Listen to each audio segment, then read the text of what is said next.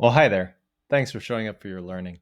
It's Grant, the SAT Genie, and we're looking for the PSAT placement test. This is going to give us an idea of your strengths and weaknesses on the reading and writing evidence-based English section, and also the math sections of the new digital PSAT and SAT.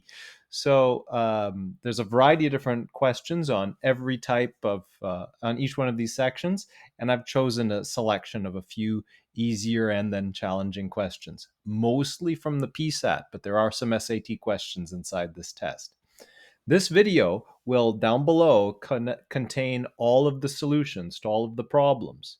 So before you watch the whole thing, like don't do that.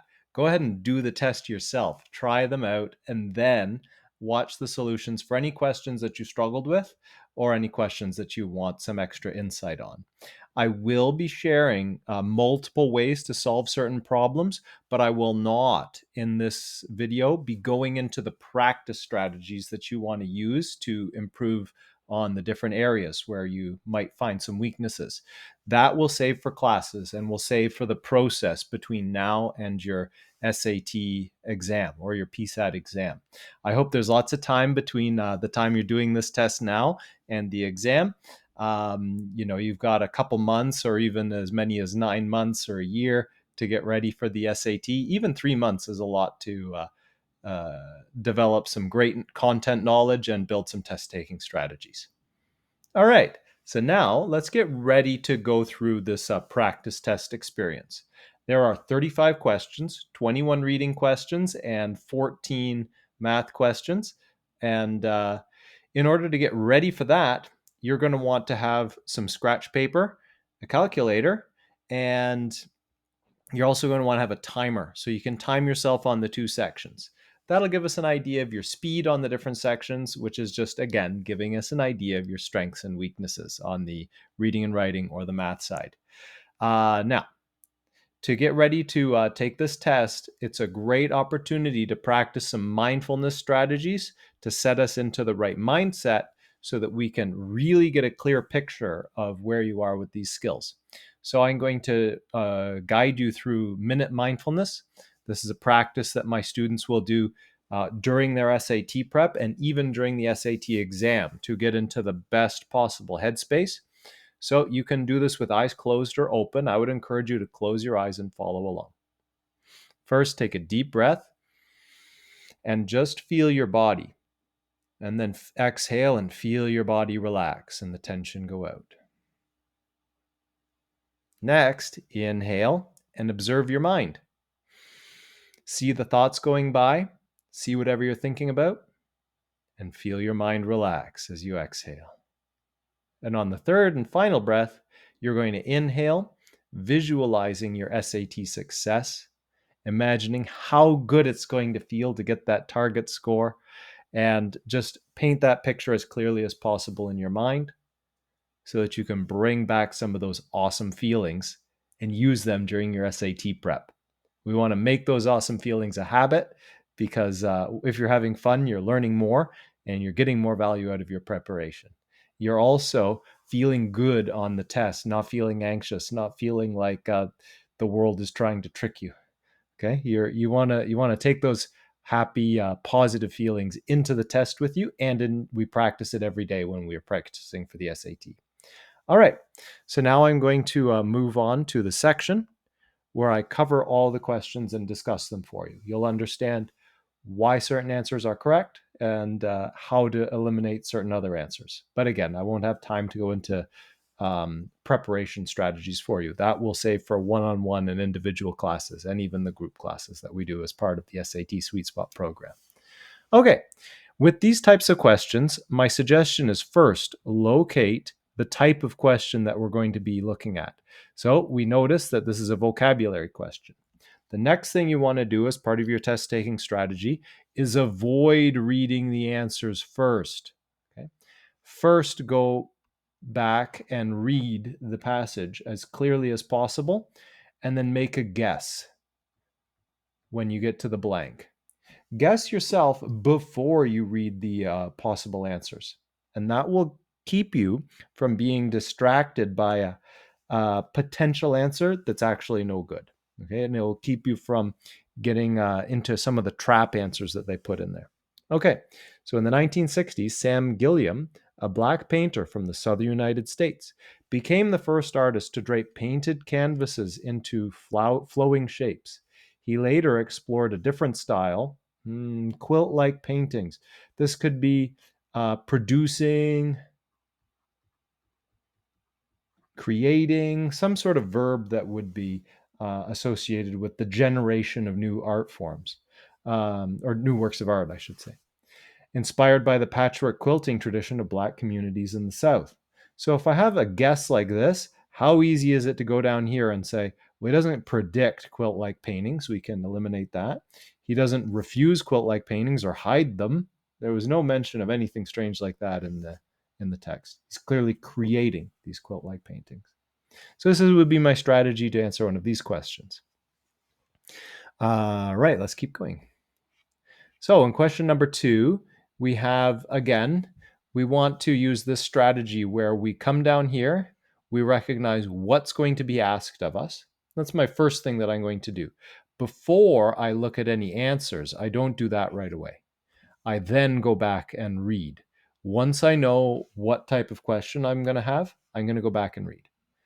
So the narrator is being driven in a carriage through a remote region at night. That might be useful information, so we're going to pay attention to it. And then we read carefully, focusing especially on the underlined word. So the baying of the wolves sounded nearer and nearer, as though they were closing round on us from every side. I grew dreadfully afraid, and the horses shared my fear. The driver, however, was not in the least disturbed. He kept turning his head left to right, but I could not see anything through the darkness. So, once we've done that, the next step is to make your own guess. What other word could you use there for disturbed? I might use afraid. The driver was in no way afraid. The driver was not in the least bit put out or upset or something like that. And then, armed with that guess, we come down and find the best thing that matches. So, alarmed clearly matches those things. It matches the words like afraid or surprised. And so we would choose this. We can also eliminate other answers if we're a little confused.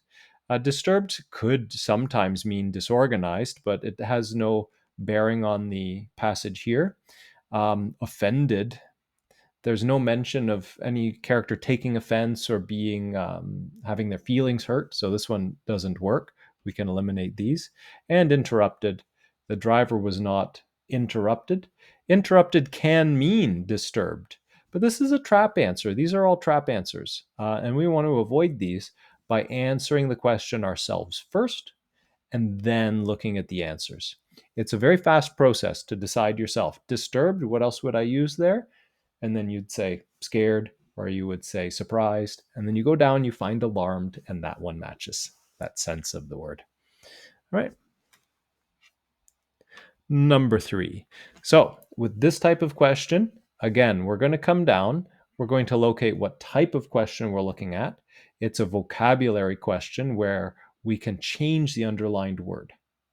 So, once we know that, we don't go down and read these answers first. That leads you to testing each answer inside the question block, and that's a very slow strategy. It's much faster to read yourself very carefully and then make your own answer up and then find the closest thing inside the multiple choice options. So this is from Magnolia Blossoms from 1894. The narrator is standing on the deck of a boat. Fantastic. What a night it was. My soul had left its body to lose itself in the wild, unrestrained beauty around me from where it came, and only left a trembling suggestion of its existence within me. So his soul has left and only leaves a trembling suggestion of its instincts inside of him. We might say like a trembling echo of its existence, or a trembling mark, or some kind of remnant, something like that. Only a little piece remains inside him. So that little piece is just a suggestion of his soul. His soul has gone wandering, and there's only a suggestion left inside of him. So suggestion in this context means little piece.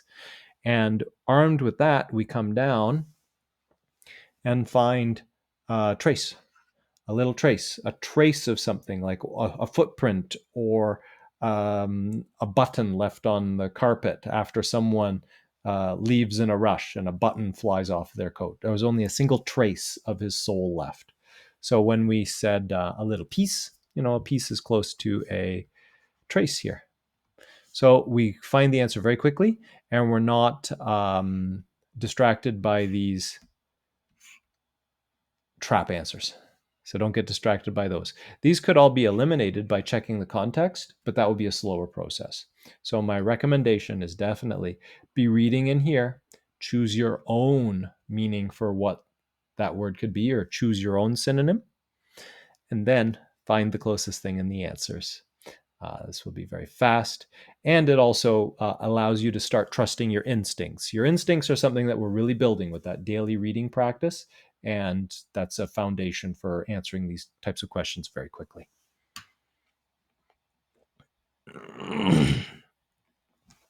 All right. In this question, we want to first come down and find out what type of question we have here. Which choice completes the text? So we see we have some short phrases down here. Don't look at them first.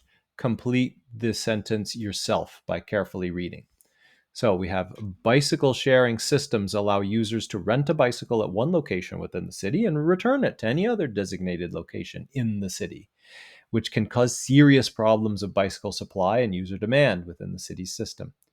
Tohuru Ikaguchi uses open source data and statistical modeling to identify when a high number of users making one-way trips is likely to leave some locations within the system, maybe and other areas with insufficient supply. Okay, so some areas have a lot of bicycles and some areas have insufficient supply. So we might say to leave some locations in the system flooded with bicycles, maybe, or with a surplus of bicycles, something like that. Oh, pardon me. And then we're going to go down and find the closest thing in the answers. And we can find that here. So let's carry on. All right, with question 5, our first strategy is going to be to quickly locate the type of question that we're being asked. So we want to know what the function of the underlined sentence is in the text as a whole. Do not go down and read and then choose which one of the answers best matches those. That puts 4 ideas in your head, and then you have to evaluate which idea is the best. This is not a natural way of thinking. The natural way of thinking is to read. Once you know the type of question, your second step is to read carefully, and then 3, describe it yourself. Answer the question yourself quickly, just like, okay, I think the underlined sentence means this related to the main passage. Then go down and find the answer that most closely matches your thinking. So, when ancient oak planks were unearthed during subway construction in Rome, Mauro Bernabe and his team examined the growth rings in the wood to determine where these planks came from. I like reading these things out loud because I really like learning about these things. It's really cool. And so you want to enjoy your SAT prep in the same way as well. By comparing the growth rings on the planks to records of similar rings in oaks from Europe, the team could trace the wood to the Jura regions of France, hundreds of kilometers from Rome. Here's that underlined passage. Because timber could only have been transported from distant Jura to Rome by boat, the team's findings suggest the complexity of Roman trade routes. Okay, so we have a because and then a what. Okay, so we know that we're making some kind of general statement or hypothesis based on the findings.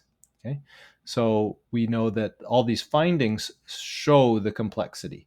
So that's the role in here, is it's taking the specific finding that the group made and then making a more general point about the complexity of Rome's trade routes. Let's go ahead and take a look at the different answers. This one's a trap answer. We had some mention of subway construction here, but we can eliminate that. That has nothing to do with the underlined section. That's not the main point of the passage. It does not do that. That doesn't match the answer we created. It also doesn't match this one, but the very first answer that we have there matches what we came up with. So because this matches, we just go ahead and choose it. If you get one like this that's a slam dunk, you don't need to go down and eliminate the other answers. You just pick the one that's a slam dunk. Really trust your instincts on these ones. But first, make your own best description of the function of that in the passage, and then go find that in the answers. It presents a conclusion about Roman trade routes based on the team's findings, exactly what we thought when we read the passage carefully. Okay, cool.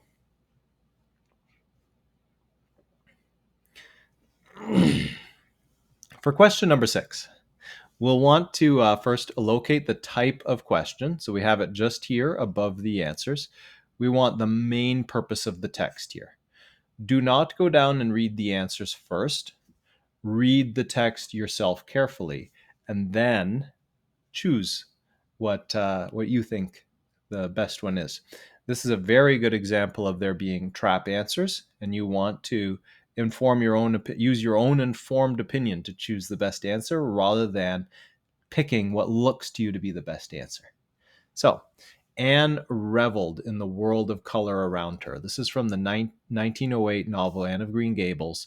Anne is an 11-year-old girl who came to live with a woman named Marilla in Nova Scotia, Canada. This is a clue.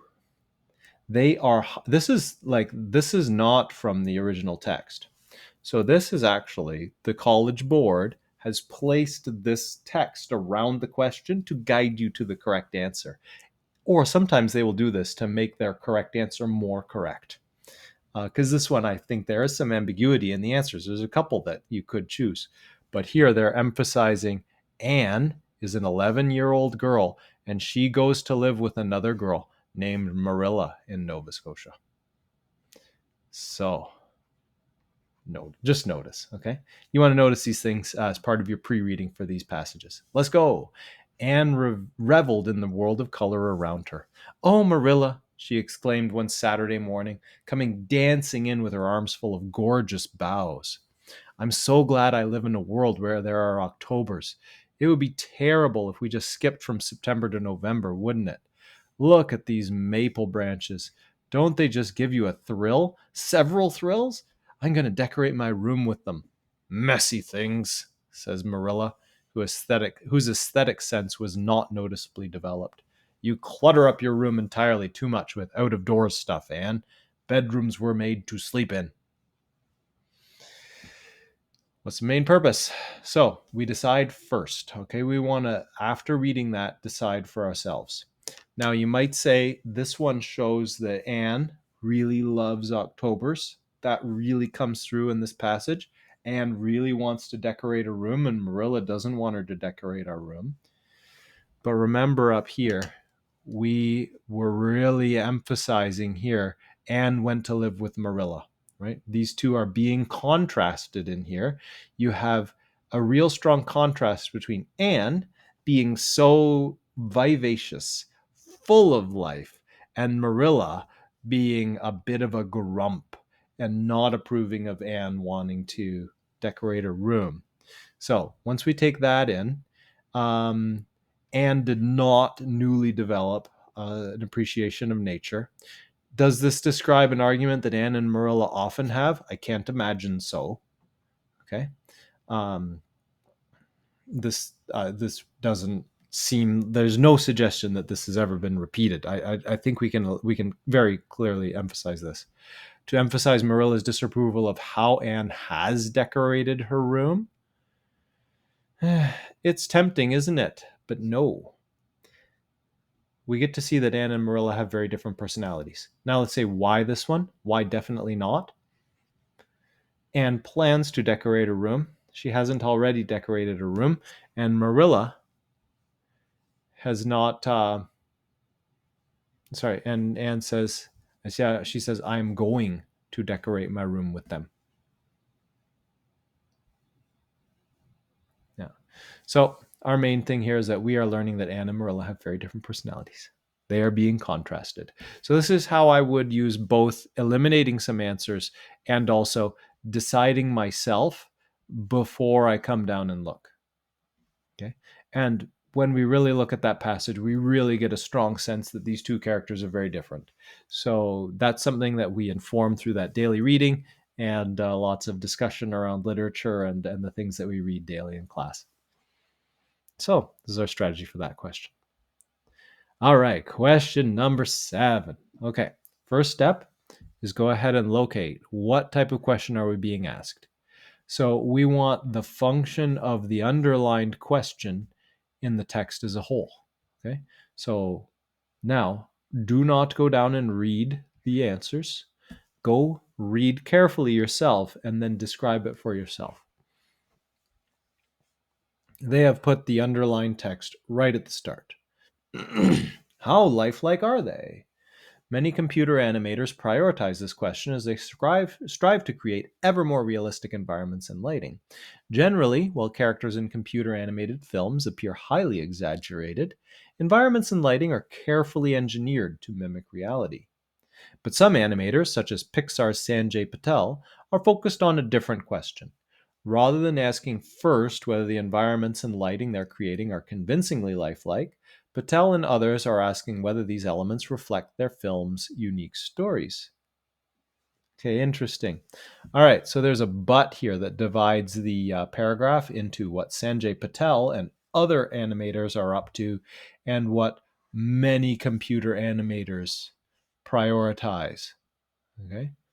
So, how lifelike are they? So, this is a main concern that many computer animators have when they're considering landscape design. Others, not so much. Others have a different approach. So, I would say this is a question that guides the work of many computer animators. So, and when we come down, we find it reflects a primary goal that many computer animators have for certain components of the animations they produce. By certain components, we can clearly put in there landscape and design elements, right? Environments and lighting. We want those to be very realistic. How lifelike are they? Okay, so we can select A. But if we come down here, it represents a concern of who are more interested in creating unique backgrounds and lighting effects than realistic ones. No, it doesn't. It's very much the opposite of that. They're very interested in creating realistic lighting and environments. Even though the characters appear highly exaggerated and maybe unique or something, not the background, not the environments. Okay. Here, uncertainty among computer animators about how to create realistic animations? No, absolutely not. This is not discussed. So we can eliminate that because there's no mention of them being uncertain about how to do it. They're concerned with making it very realistic. That is all. And then it illustrates a reaction that audiences typically have to the appearances of characters created by computer animators. No, as they strive to create ever more realistic environments and lighting. Okay. So that's what they have. This could be a question that audiences might be asking, but they're asking it about the environments. So we can eliminate all of these three, but A is very clearly the one we want to go with because we chose the answer first. We thought about it and then we found one that matches. That is are going to be our fastest strategy, but also our most highly accurate strategy because we don't get distracted by trap answers in that way. So let's keep going. All right. So, with question number 8, our first stop is to find out what type of question we have. And we have a main purpose of the text question. So, our next step is to go ahead and read the text carefully and then decide on the main idea of the text or the main purpose of the text ourselves. The field of study called affective neuroscience seeks instinctive physiological causes for feelings such as pleasure or displeasure. Because these sensations are linked to a chemical component, for example, the release of the neurotransmitter dopamine in the brain when one receives or expects a reward, they can be said to have a partly physiological basis. These processes have been described in mammals, but Jingnan Huang and his colleagues have recently observed that some behaviors of honeybees, such as foraging, are also motivated by a dopamine based signaling process. All right, cool. So, if we had to describe the main purpose here, we've heard a lot of things. We've heard about the field of affective neuroscience, which looks at physiological causes for feelings.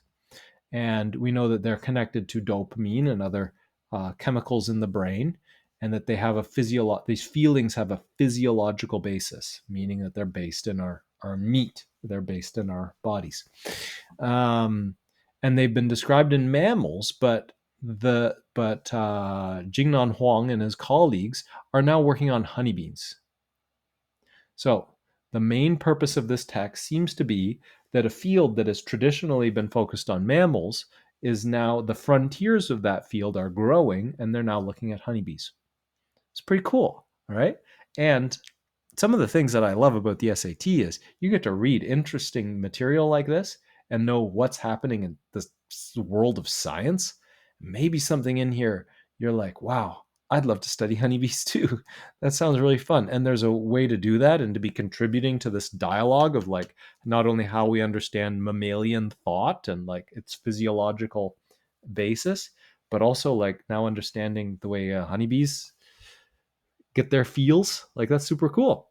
So anyway, moving from the mammal to the insect world in this field of what was the field called? Affective neuroscience. So no, doesn't match what we thought, right? That's not describing a new experimental method describing the physiological responses in humans. No. It didn't illustrate processes by which certain insects can express how they're feeling. No, they're trying to confuse us. But because we've already decided on what the answer looks like, we're not distracted. It summarizes findings suggesting that some mechanisms in the brains of certain insects resemble mechanisms in mammalian brains. Cool. Yeah. So there it is, right? Is it presenting research showing that certain instincts in mammals behave similarly when there's a possibility of reward for their actions? Is it? Do they behave similarly? Was that part of what we said when we were examining this? No. There's nothing about how we've observed that some behaviors of honeybees, some of their behaviors are motivated by a dopamine-based signaling process. We too have a dopamine-based signaling process, but our behaviors sure are a lot different from bees. I think you'll agree. I get buzzed when I do a lot of SAT questions, but that doesn't make me a honeybee for this stuff. But I do hope that you've been pollinated by some of these ideas that I'm sharing. Okay, so we can use elimination here as part of our strategy, but our main strategy is just reading very carefully and then locating the answer that matches it the best.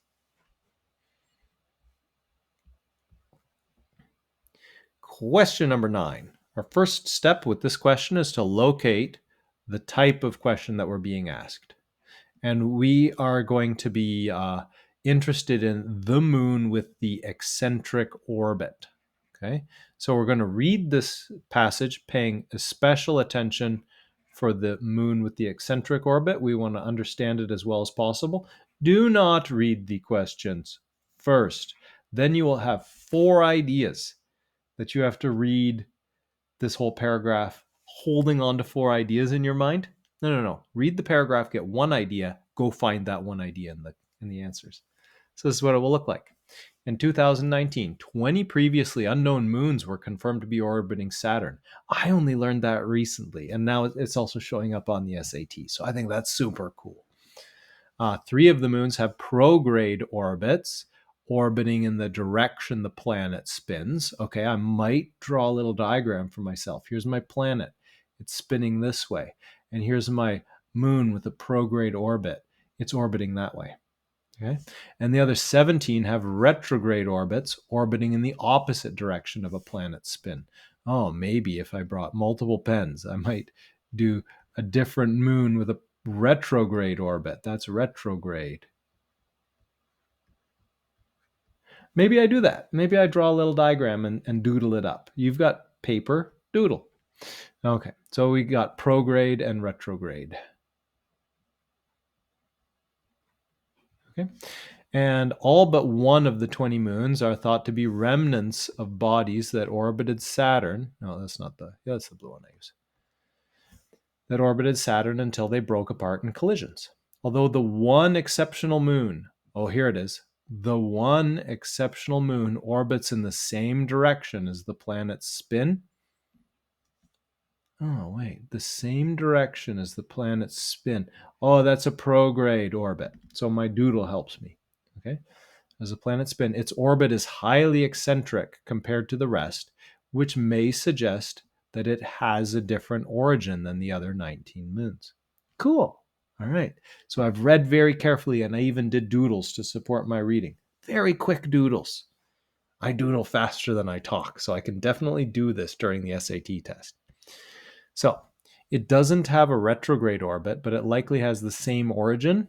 No, we have it which may suggest it has a different origin.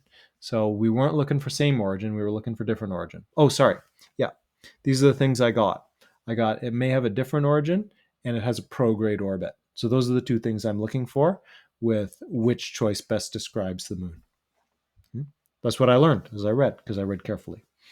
The orbit is so tilted respect to the other moons is neither prograde nor retrograde. No, that didn't say that. Okay, it has a prograde orbit, yeah, that is likely the result of having collided with another body orbiting Saturn. Huh? I don't remember anything about that. It has a prograde orbit, yeah, and may not be a remnant of an earlier body that orbited Saturn. Oh, was that it? I didn't quite catch that. Let's go back. And then when we go back, we can go back very quickly. Although the one exceptional moon, um, all but one of the 20 moons are thought to be remnants of bodies that orbited Saturn. All but one, the one we're talking about. And it may not be a remnant of an early body. So read carefully, go find, and then go find the correct answer. Don't try and choose your answer first and then go find evidence in the text. It's too awkward. Life is not a multiple choice exam. This is a multiple choice exam, but it's testing skills from life. So read it like it's a college reading assignment. Great. Okay. So now here we have ebook sales. For question 10, the first thing we might notice is that there's a table there. And generally, if there's a table involved, then we're going to be using the data from the table. So when we come down and notice that we're using data from the table to illustrate the claim, then we want to know, we're going to read carefully and we're going to look for what the claim is. And then I might spend a little bit of time looking at my table here and observing some patterns, but I'm not going to dig into that. What I'm going to do is read first to find out what the claim is that's being made, and then look at the answers, and then compare from the table. That would be my flow on a question like this. So let's go. I noticed that in 2006, the numbers are all very small. But by 2016, this one is quite large. These are percents. So 36.7% is big. That one is huge, 56.2%. So I've noticed some general trends. These numbers are big, but not nearly as big as this one or this one. Let's keep going. Ebooks became an increasingly popular means of, I make a lot of arrows, don't I? Ebooks became an increasingly popular means of reading in the United States in the 2000s and 2010s, though the popularity was concentrated in titles that, like those in most fiction genres, are meant to be read straight through from beginning to end. For books in nonfiction genres that do not tell stories and require the reader to flip back and forth through a volume, ebooks were significantly less commercially successful. This can be seen by comparing. Okay, so we are making a comparison here, and our claim is that books that can be read straight through from beginning to end are more popular as ebooks nowadays, or at least in 2016, than the flippy, more reference type books. Things like cookbooks and travel guides, which were less successful as ebooks. So, if we were to compare that, I might compare cookbooks to romance books. That's my strongest comparison. Now let's go down and we'll take a look at what our possibilities are. If we look at the percentage of 2016 cookbook sales that were ebooks with the percentage of 2016 science fiction and fantasy sales that were ebooks, that's a decent comparison. If you look at cookbooks here, it was 10%, science fiction and fantasy, 3.5 times as big. So that's a significant increase in how popular those were. And this is a great year to select because the claim about the progression here is about how did that progress from all like 0%, very small part of the market, up to 2016. So these ones show a great increase. These ones hardly show much difference at all. So using 2016 data is fantastic. If you were to compare 2006 romance sales with 2016 romance sales, well, who cares? You're showing that there was a big increase in romance sales, but that's all you're showing. You're not contrasting it with their claim that when you have a like a reference style book, it's not popular as an ebook. So that would not use the data as effectively. So we can eliminate that. The percentage of 2006 romance sales that were ebooks with the 2000 fiction, science fiction, and fantasy sales that were ebooks. I mean, there's hardly even a difference here. We got 40% to almost 30%. It's very, very close. And both of those are read from cover to cover type books. So they, again, do not support the claim that's being made that books that were more of a reference style are less popular as ebooks. So you can eliminate it. And then the percentage of 2011 travel guides that were ebooks compared to the 2016 travel guides that were ebooks. Again, you're only looking at a reference book. You're not comparing a narrative style book that you read from page 1 to page 216 to a reference book that you flip through. So this is how we would eliminate those answers and say, yes, A definitely matches the claim. We can certainly choose A. With a question like this, I don't know that I would select A and not read the other ones. Because as I said, I thought we could contrast like romance books with cookbooks, because that would give us our biggest comparison and be the most, in my mind, the strongest way we could use that data. But they didn't give us that as one of the answers, which is fine. The one that they gave us still works. And we're going to find that one when we choose the answer ourselves first and then go find it in the multiple choice. Question 11. Let's take a look. So first thing to do is go ahead and find what are we looking for. This is another main idea of the text question. And let's go back and read the question. So before we go to the answers, do not read the answers first. Definitely go and decide yourself what the main idea of the text is. Modern dog breeds are largely the result of 160 years of owners crossbreeding certain dogs in order to select for particular physical appearances. Owners often say that some breeds are also more likely than others to have a particular personality traits. Basset hounds are affectionate, boxers are easy to train. But Kathleen Morrill and colleagues found, so this but is a clue, that's an important word in this paragraph, and I think we're going to get the main idea down here. Catherine Morrill and colleagues found through a combination of owner surveys and DNA sequencing of 2,000 dogs that while physical traits are predictably heritable among purebred dogs, behavior varies widely among dogs of the same breed. So that really contradicts what owners often say. So we have research here done by Catherine Morrill that contradicts a commonly held belief. Let's go ahead and see if we can find something like that the answers. Dog breeds would not exist, but no, that doesn't match what I was thinking. Research fails to confirm a commonly held belief about dog breeds and behavior. Yup. So we find it very quickly. And it comes from carefully reading, choosing ourselves, and then boldly selecting that as the answer. Okay, dog breeds most popular among owners have not changed. No, that doesn't mention that. And a study of dog breeds is notable for its usage of both opinion surveys and DNA sequencing. I hardly even got that. Was that even something that was mentioned? See, it might have been mentioned, but it's not the main idea. So, and I was reading for main idea, so I didn't hold on to details like that. Through a combination of owner surveys and DNA sequencing. Yeah, it was there. But it's a trap answer. If you go ahead and read that first and then read the passage, you'll say, oh, there, I found it. But it's not the main idea, is it? Okay. This is certainly not the main thing that the passage is emphasizing. So we don't want to fall into that trap. You want to read for main idea, summarize the main idea yourself, and find something that matches that. Okay. So here we have, for question 12, we have an evidence question. We want to find the best evidence to support a claim. So let's go ahead and read we're going to find first what the claim is, and then we go down and read the different options. But first, understand the claim.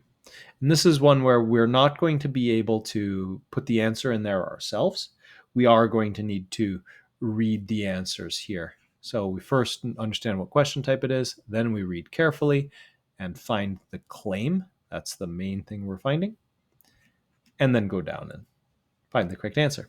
An Ideal Husband is an 1895 play by Oscar Wilde. In the play, which is a satire, Wilde suggests that a character named Lady Gertrude Chiltern is perceived as both extremely virtuous and unforgiving, as is evident when another character says. So we want something that brings both of these traits together. Okay. So the evidence that we use should be a quotation because another character is saying this about Lady Gertrude Chiltern. And we want it to have extremely virtuous and unforgiving. So if we come down here, Lady Chiltern is a woman of the very highest principles. Okay, so we have virtuous. I am glad to say, I'm a little too old now myself to trouble about setting a good example, but I always admire people who do. I don't get anything about unforgiving there, but I really got a strong sense of virtuous. How about this one? Do you know, Lady Chiltern, I don't mind you talking morality a bit. Morality is simply the attitude we adopt towards people whom we personally dislike. So, someone who is extremely virtuous might talk morality. So we have something like that there. But is being unforgiving the same as, is that really what this character is saying? That you are being unforgiving? Or are they saying morality, as you choose to use it, is just your excuse to say bad things about people you don't like? Not liking people is not the same thing as being unforgiving. So this one's close, but it's a trap answer. Lady Chiltern does not know what weakness or temptation is. Aha, we have virtue again here. It's another meaning of virtue, to be able to resist temptation. I am of clay like other men. She stands apart as good women do, pitiless in her perfection, cold and stern and without mercy. In other words, unforgiving. So we have our answer. We read carefully to find the claim that's being made. We've found here a quotation about Lady Chiltern. We know it's a quotation, another character is saying this. And it emphasizes virtue and being unforgiving. So we have our correct answer. Lady Chiltern, you are a sensible woman, the most sensible woman in London, the most sensible woman I know. Doesn't have anything to do with either one. Maybe being sensible is being virtuous, but it's certainly not being unforgiving. Does not match. So we can use an elimination strategy here to eliminate these. This one is a little dicey to eliminate, but this is not the same thing as being unforgiving. It's using morality as a convenient way to hate people. All right, question 13. So we're very interested in knowing what the question type is. We've got an evidence question. If we had a finding from astronomer moms and their colleagues' study, which finding, if true, would most directly support their conclusion? So we're going to be looking for evidence that would support the conclusions in this passage here. So we want to really read the passage carefully first, then hypothesize about what evidence we would want to support it briefly before we go to the questions. You want to have that idea first. So let's go ahead and read. The Intertropical Convergence Zone, or ITCZ, a band of clouds that encircles Earth in the tropics and is a major rainfall source. I'm feeling another sketch coming on. I might draw the Earth here. I might say it's a band of clouds that encircles the Earth in the tropics. So maybe it's like a band of clouds in there. ITCZ. Okay, something like that. I just want to visualize as I'm reading. And I might visualize on the paper, or I might doodle, or I might just visualize in my mind. So, and it's a major rainfall source, shifts position in response to temperature variation across Earth's hemispheres. So it might go up and it might go down.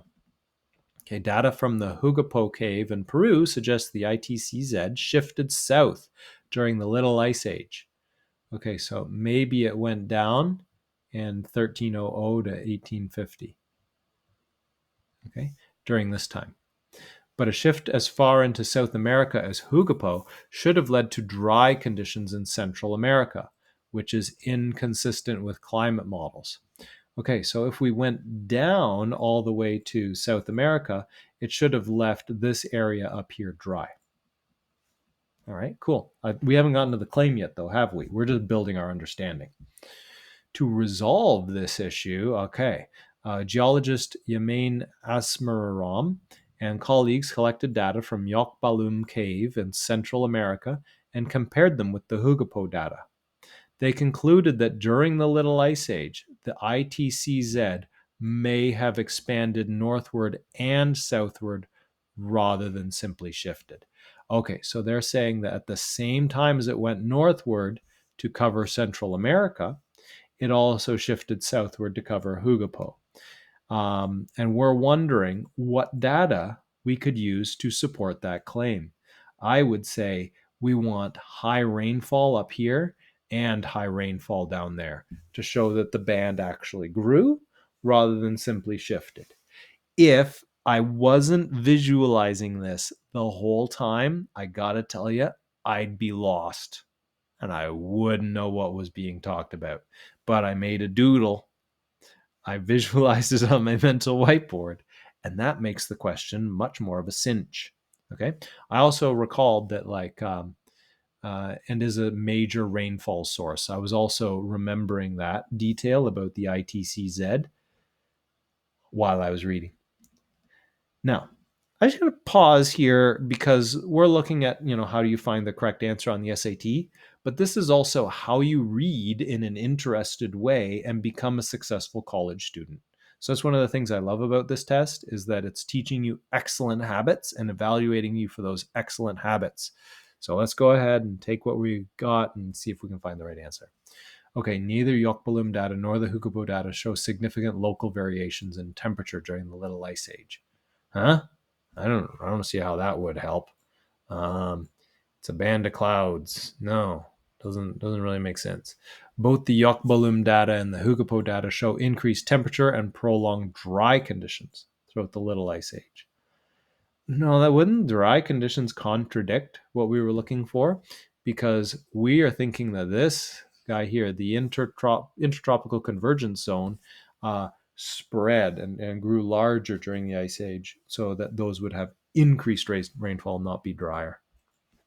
Okay, the Yokbalum data shows prolonged dry conditions during the same in the same time where the Hugapo data shows heightened levels of rainfall. No, I don't like any of them. Do you like any of them? By the time we get to D, we're pretty much hoping that we get something that matches our reading. Let's see if we're lucky. The Yokbalum data and the Hugapo data show strongly correlated patterns of high rainfall. Oh, yes. Matches our reading, matches our doodle, matches the understanding we generated by reading that passage carefully. You don't get there without reading carefully, so that's really key.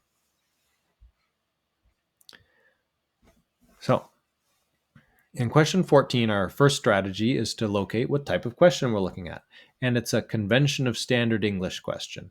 These ones are highly instinctual, and they come from our daily reading practice. So we want to be instinctive as we answer it. Go ahead and read carefully. Choose the thing that you want to put into this answer here first before you go looking at answers. Okay, do not test 4 different things in that blank. Read it, pick what you would put there, and then go down. Okay, so the US Geological Survey wants to map every human-made structure in the United States, and it is asking volunteers to help. Casey Tammy Wong and Ashish D'Souza are just 2 of the many volunteer map editors who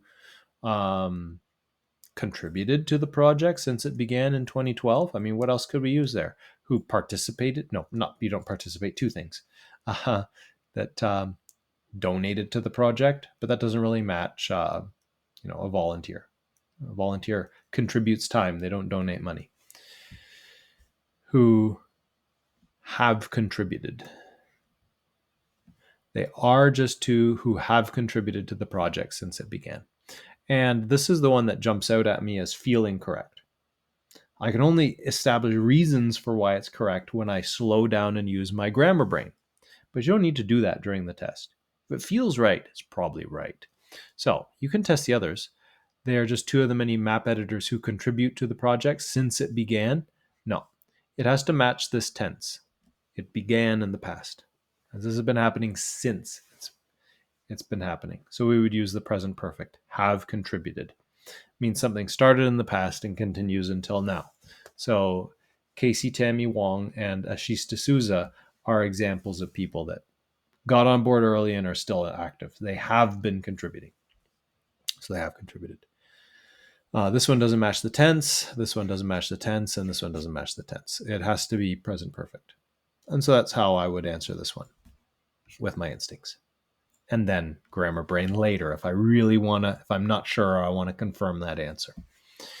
This all flows from your daily reading and those instincts that we cover reading that we cultivate reading daily. So with question 15, we want to know what type of question we're asking. Go read carefully and then find the right option. Emperor penguins don't waddle out of the ocean. They launch themselves at such high speed that they travel up to 2 meters before landing. Wow, cool. I'm imagining penguins flying out of the water. How are they able to move so fast? How they are able to move so fast? I might now jump down and try some of those. A layer of microbubbles on their plumage reduces friction. How? How introduces questions. There is a question. This is called a rhetorical question. And we'll encounter lots of those in our daily reading. So we build these instincts through our daily reading.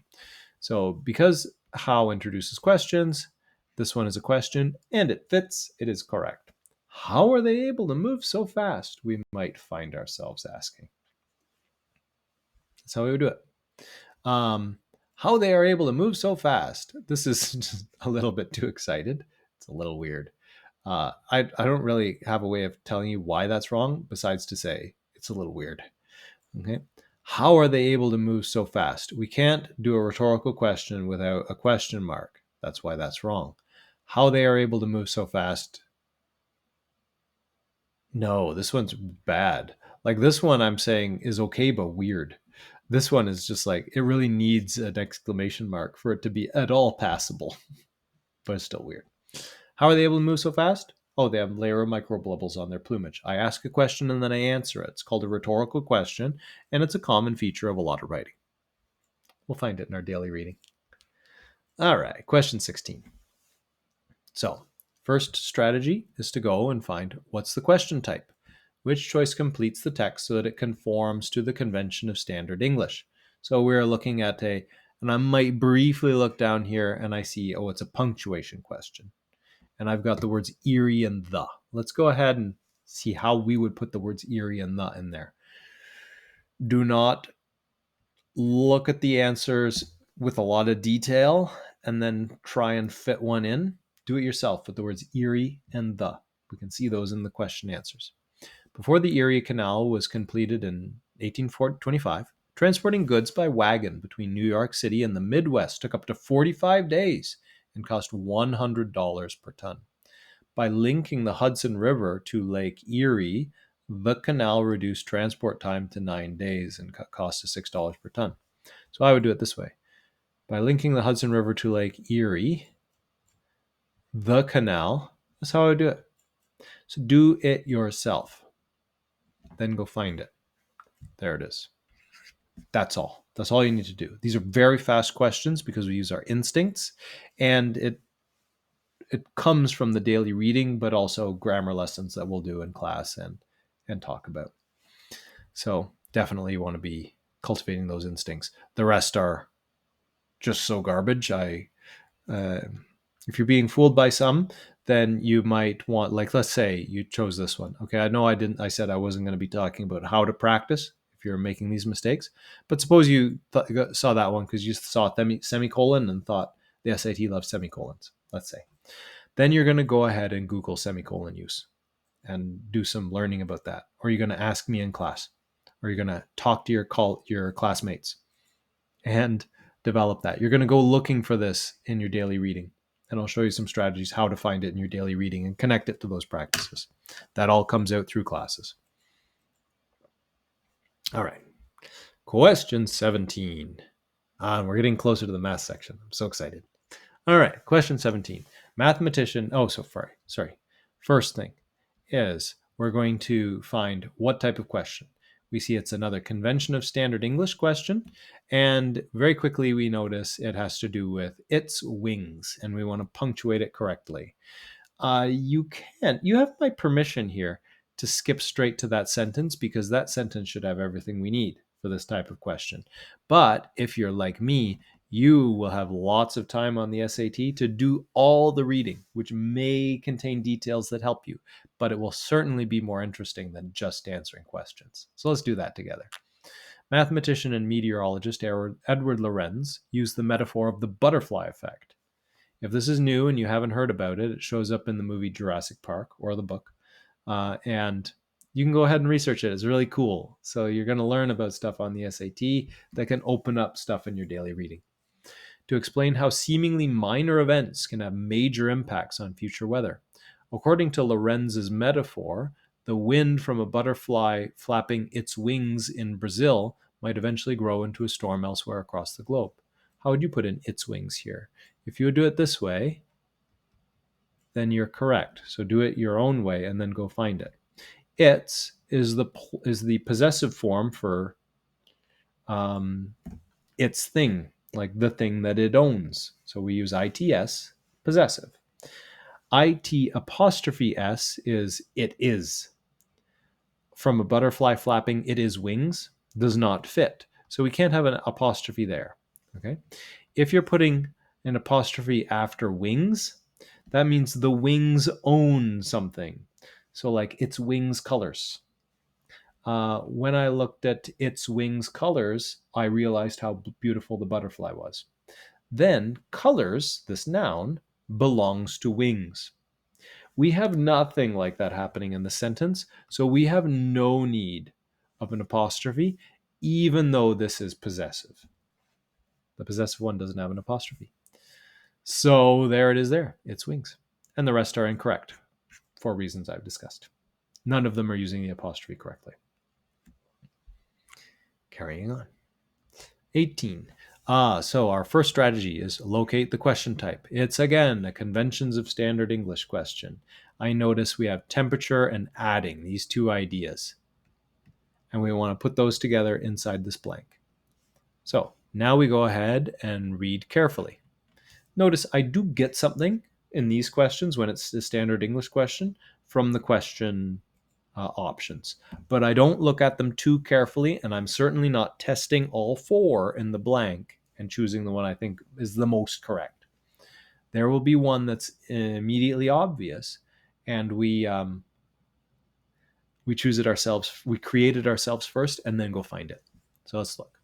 On sunny days, dark rooftops absorb solar energy and convert it to unwanted heat, raising the surrounding air temperature.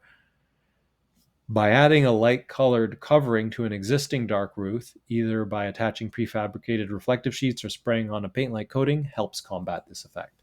So this is very definitely a new sentence. Temperature. Period. Raising the surrounding air temperature. Done with that idea. By adding a light-colored covering to an existing dark roof, No, but we don't want by, okay? We would just have adding, okay? Adding,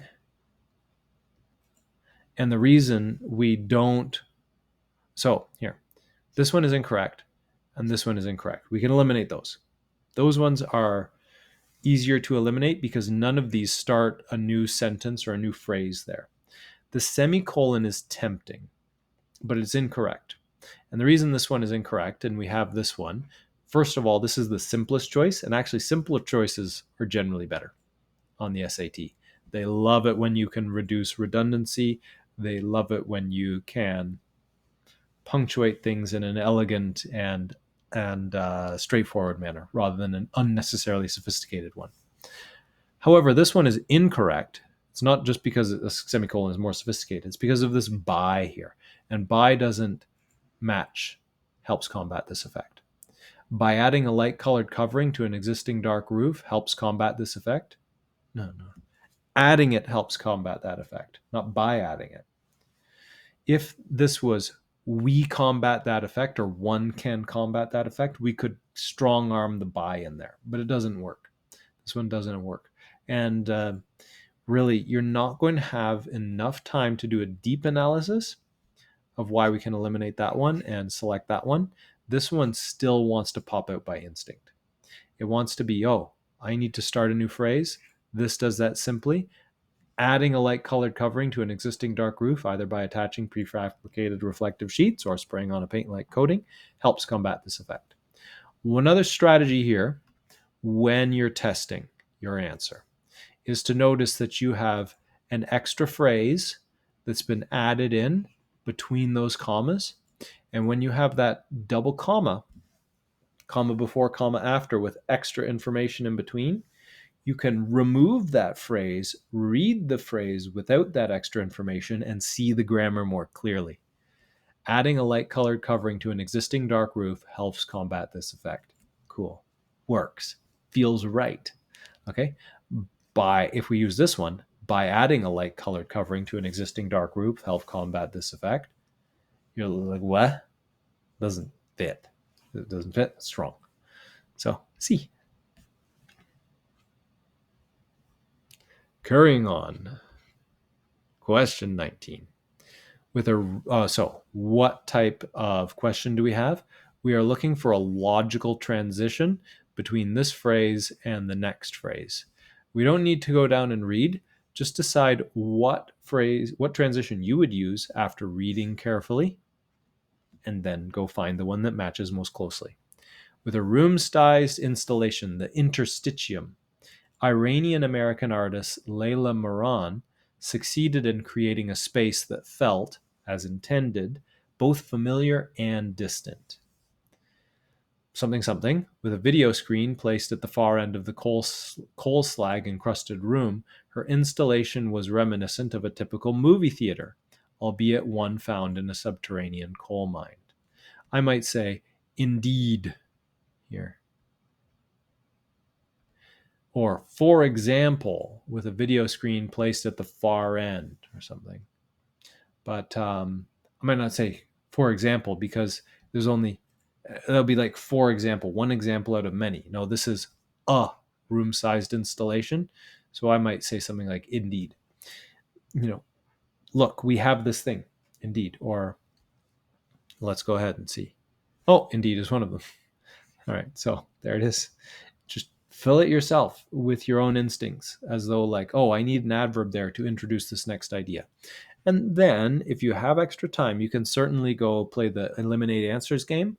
Or if you're a little bit like, I don't know, I didn't see anything that I chose. Now you can go play the eliminate answers game. Next, No, not next, because we are examining how she creates this familiar yet distant effect. Okay, so we have the different examples there. So next don't work. Nevertheless, with a video screen placed at the far end, it was reminiscent of a typical movie theater. No, see, typical movie theater. That's familiar, albeit one found in a subterranean coal mine, distant, unfamiliar, right? So this is not a place for nevertheless, because we are supporting the information here with this analysis there. So indeed fits. Instead, similarly to nevertheless, also doesn't fit for that reason.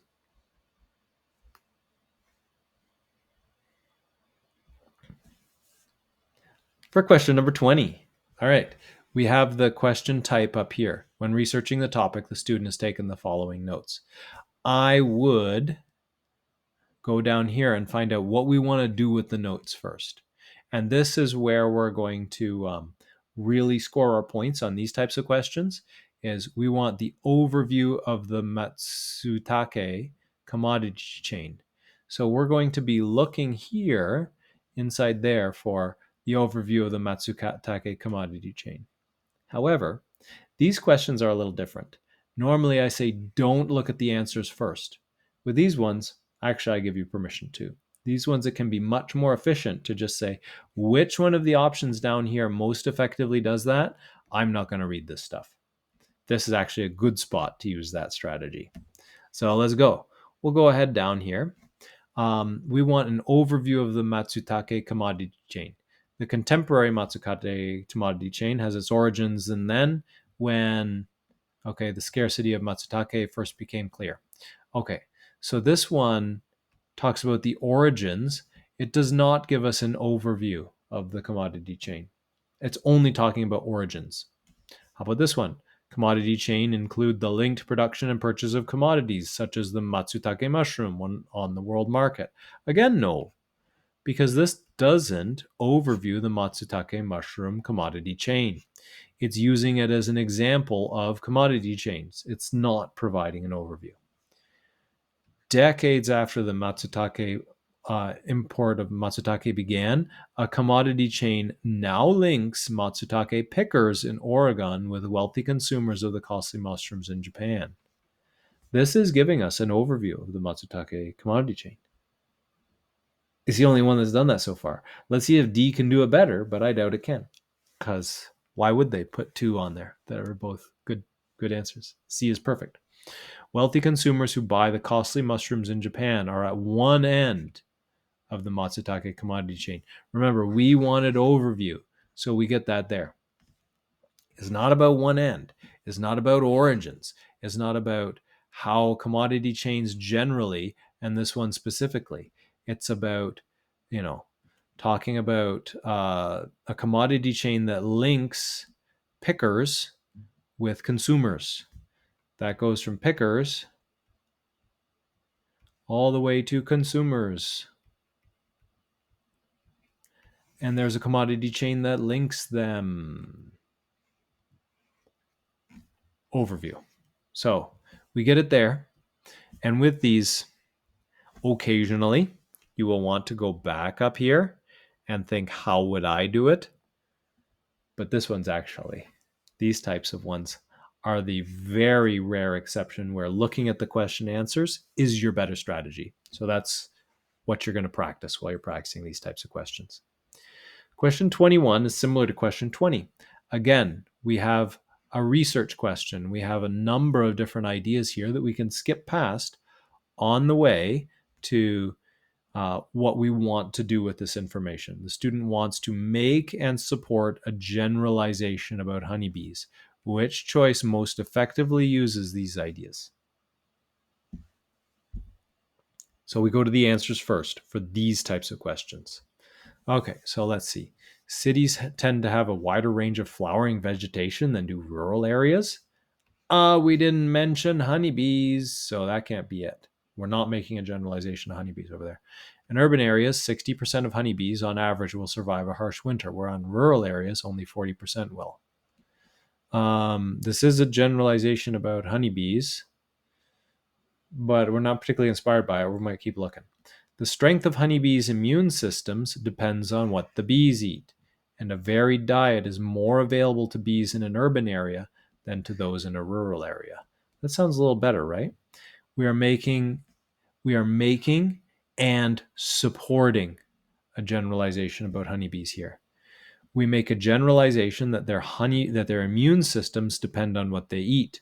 This is the making the generalization, and then we support it down here with the varied diet that's available to bees in the urban area. So that one is correct.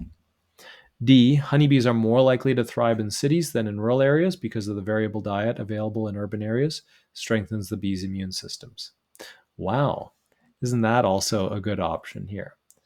So, which one do you like? Let's see.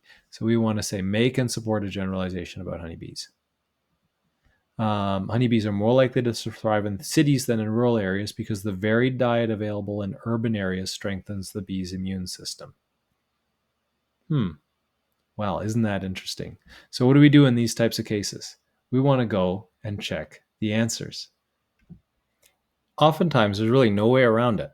We really want to be able to go in your regular practice with these SAT practice tests, drop in and see what the College Board's opinion is about the correct answer. And we want to be well informed about their opinions because sometimes it's very close, the slice that they draw. So let's take a look at why they believe choice D is better than choice C. So when we were over here, we were like, oh, we were making one and then supporting it here. And let's see why we prefer D to C. So when we go in here, choice D is the best answer because the sentence makes and supports a generalization about honeybees. It both makes and supports. So that matches our strategy for reading this question and choosing carefully. It claims that honeybees living in urban areas are more likely to thrive than rural bees and supports the claim with information about the effect of a varied diet on the urban bees' immune systems. So let's take a look and see. The varied diet available in urban areas strengthens the bee's immune system. So this one is drawing a connection between this varied diet and the strengthened immune system. Up here, the strength of honeybees' immune systems depends on what the bees eat. It is making a claim there, but a varied diet is more available to bees in an urban area than to those in a rural area. It doesn't connect the support to the claim that it's making. And that's what they're telling us here. Choice C is incorrect because the sentence does make a generalization. It doesn't provide adequate support. It doesn't connect the idea of the varied diet to how that creates a stronger immune system. So this is one of those questions that is very slicey. It's a very thin slice between answer C and answer D. And it's those types of difficulties that you want to encounter in your SAT prep so that you're well armed for the tricky questions that they might put in front of you to distinguish a 790 on the reading and writing section from an 800. And I want you to get that 800. You want it too. Okay, let's keep going. Aha, we are to the math section. So in question 22, our strategy here with these wordy type questions is we could look down and say like, what is the question asking? But I would just encourage you just to read and highlight as you go. The number of states that joined the United States between 1776 and 1849 is twice the number. Okay, so that's a math phrase there.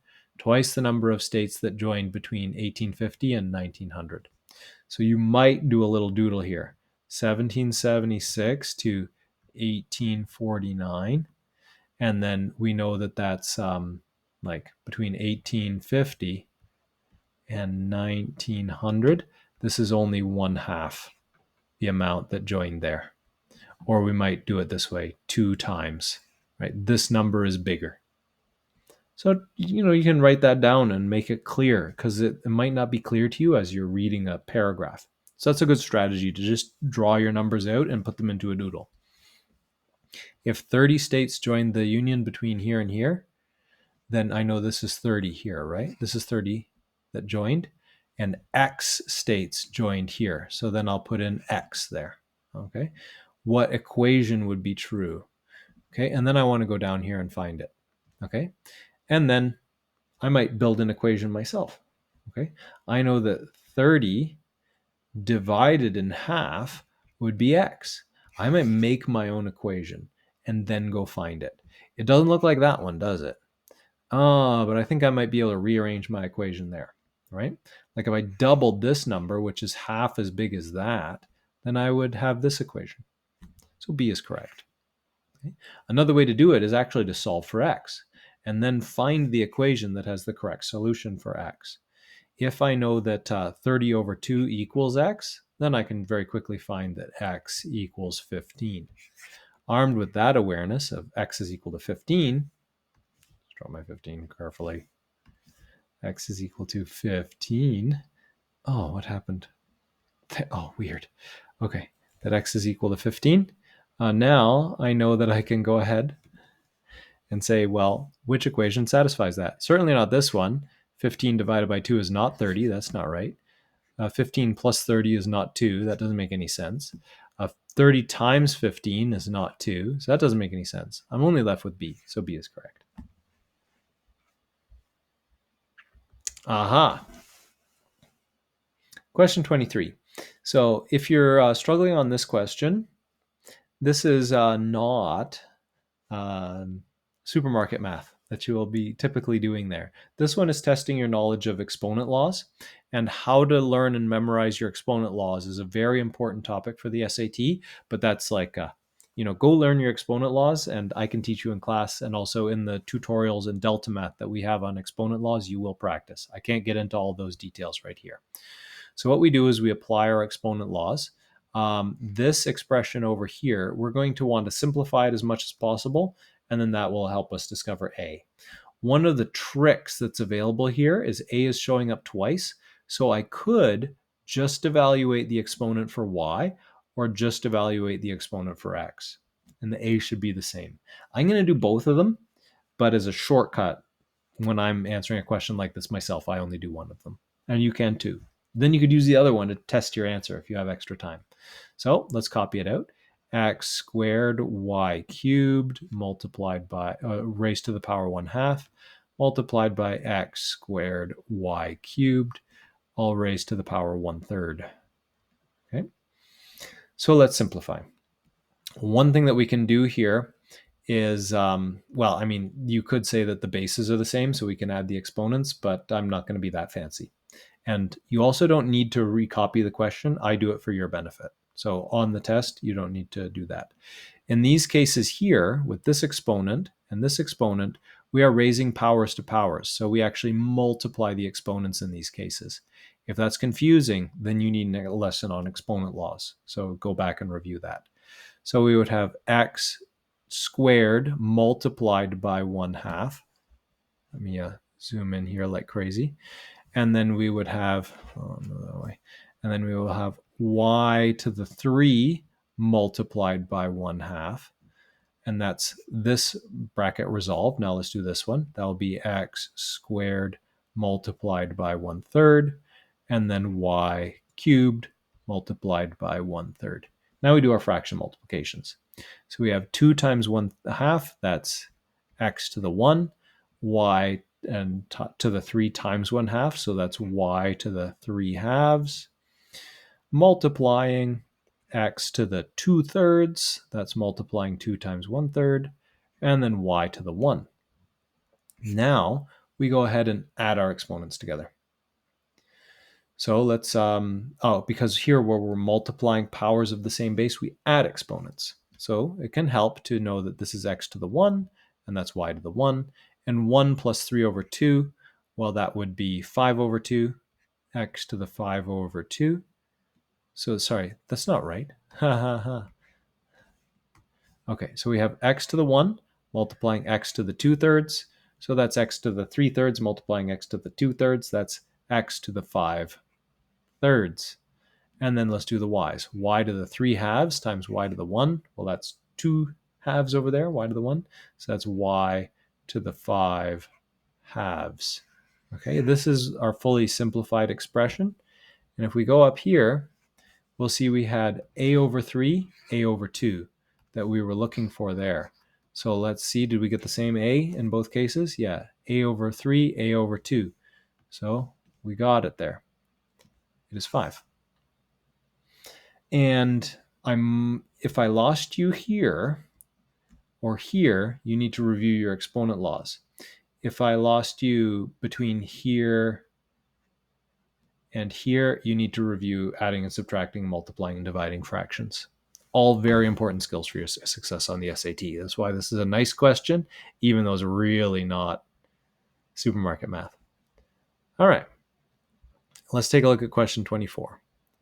Question 24 is tricky because we need to solve a system of equations and then find out what the value is of x minus y. So we need to find out both x and y in the system of equations. And let's see how we solve these ones. First of all, you want to practice systems of equations on a daily basis. You want to be able to do these in your head, but I'm going to show you on paper because, well, not many people get to the level of being able to do them in your head. But even aspiring to that helps set you up for success. Okay, the first thing that I'm going to do is go ahead and solve this for y. And I can do that by eliminating x. So what I'm going to do is multiply the top equation by some value that's going to make the coefficient for x the same as the bottom one. So I'm going to multiply this by -3 and this by 2. Okay, that way this coefficient here will be -6 and that coefficient will be 6. And I just got this number 3 and I put it there, and that number 2, and I got it from there. Okay? That's where I got those numbers. Now I go ahead and do this multiplication. So let's get rid of those, and this, and this. Okay, let's go. So now, this is the part you can learn to do in your head.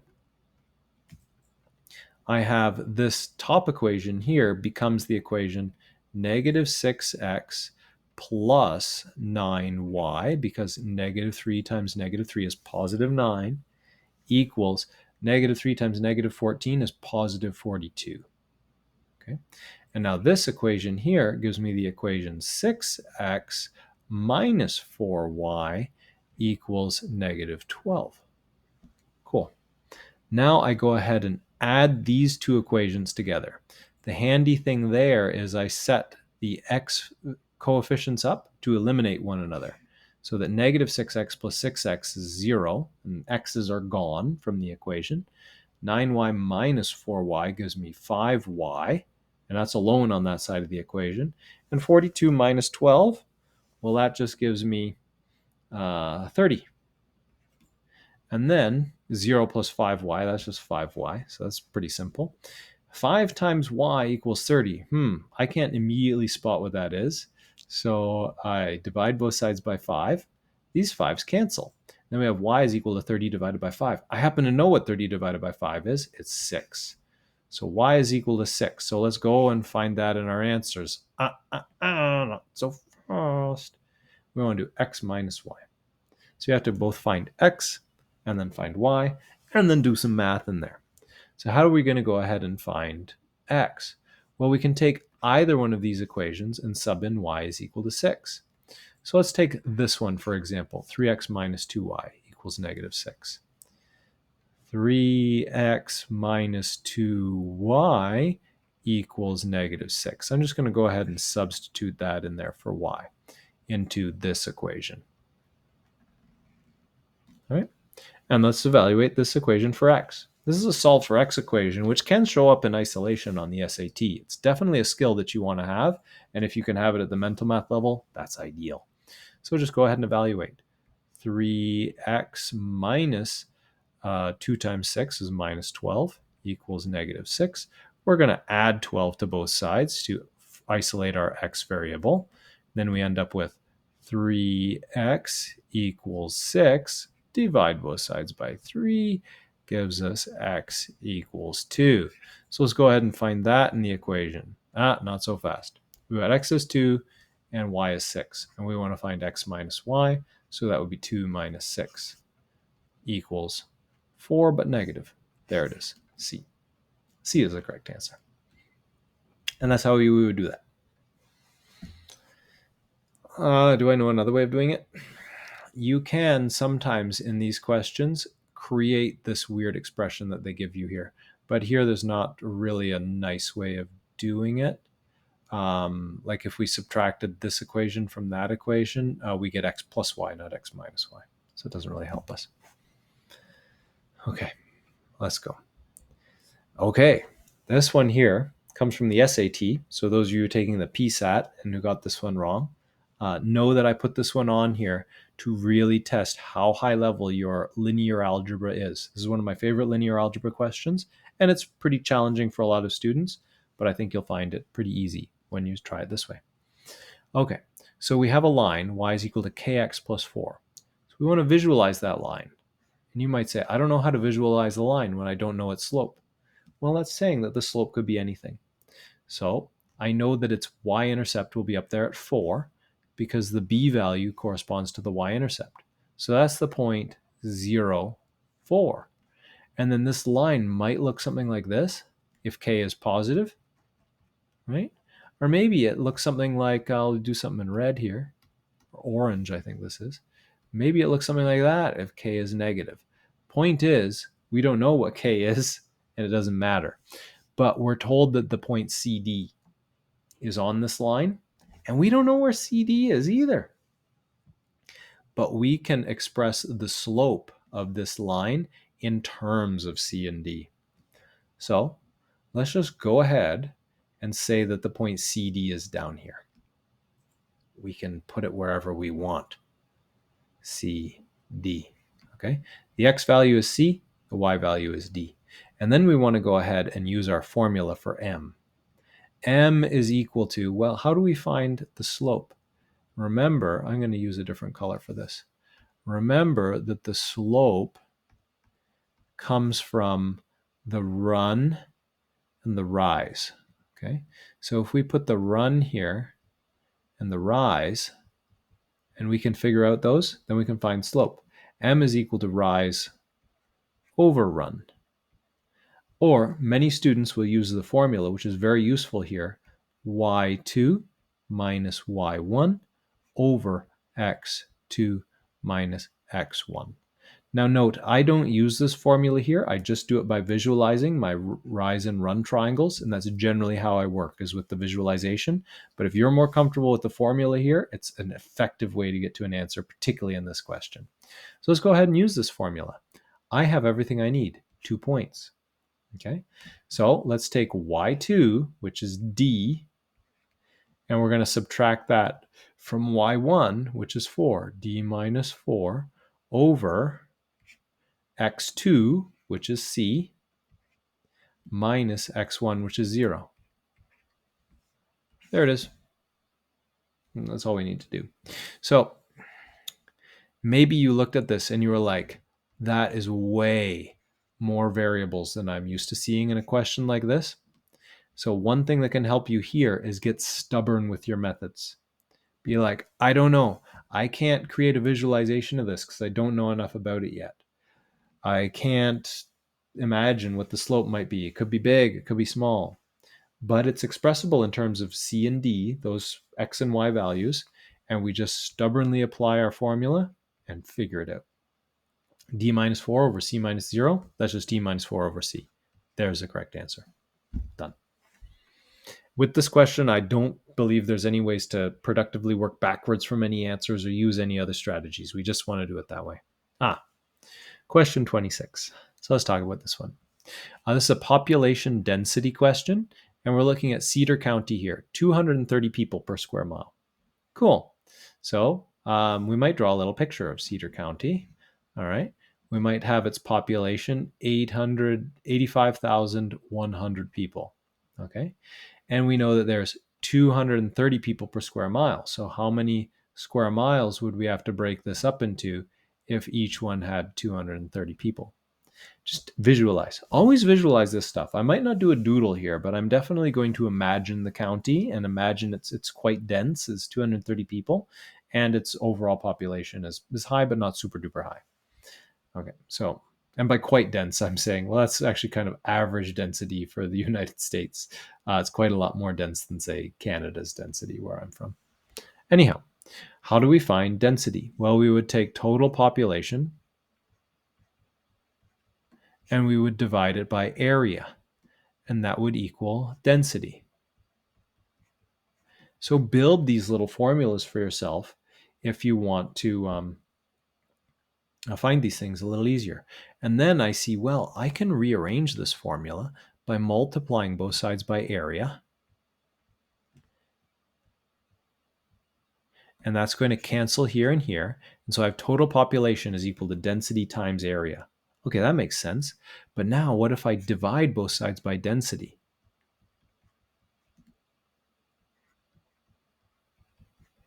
So I'm going to put density downstairs both sides. So this cancels, and I have an equation that's equaling area. So that's another way to get your numbers into the correct order to find the correct answer. Okay, so we have total population, which is 85,100, and we're going to divide that by the density, which is 230, and then that equals the area. And of course, you did that in your head and found that that's 370, right? What, I'm the only one that does this in my head? My A didn't show up there. So yes, 370.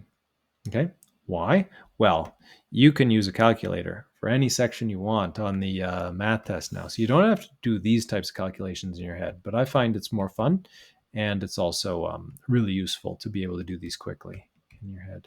370. So there you go. That's how that one do. Okay, and then another way that you can do this type of question is just based on visualizing. Say, okay, I got 230 people per square mile, and I've got this many total people. I expect the answer to be like less than 1,000, but more than like 50. So, like, how do I put this number with this number to generate a number about the right size? And you will find, well, I want the big number on top and the small number on bottom, and I'm going to use divide. And you might just like mash your numbers together and with the correct operation, in this case division. So if you're lost, you can do that. But the high level strategy is to build an equation that you can rearrange so that you can prove why that's the correct operation. Like, it's not subtraction, it's not addition, it's definitely not multiply those numbers. We want to divide them. We want the smaller number on bottom. That will give us the correct answer. 370, code that. With question 27, this one is a very simple question once you know your definitions for y equals mx plus b. M always corresponds to the slope of the graph, and we have a slope of 3 here. And b always corresponds to the y-intercept. This is so foundational for the SAT for so many points that I have a very simple question here to test. Do you have this skill yet? And if not, we need to develop that through a study plan. Okay. So once we know these, we know the slope in this case is 3, and we know the y-intercept is here given when x is 0. That will be the initial value of y, so it's minus 8. And then the last thing is we are looking at function notation. So we want to also be familiar with function notation, although that probably won't trick us with this question. They're all f of x type questions. There it is, because this one puts the slope and the negative value b in the correct places. So the answer is B.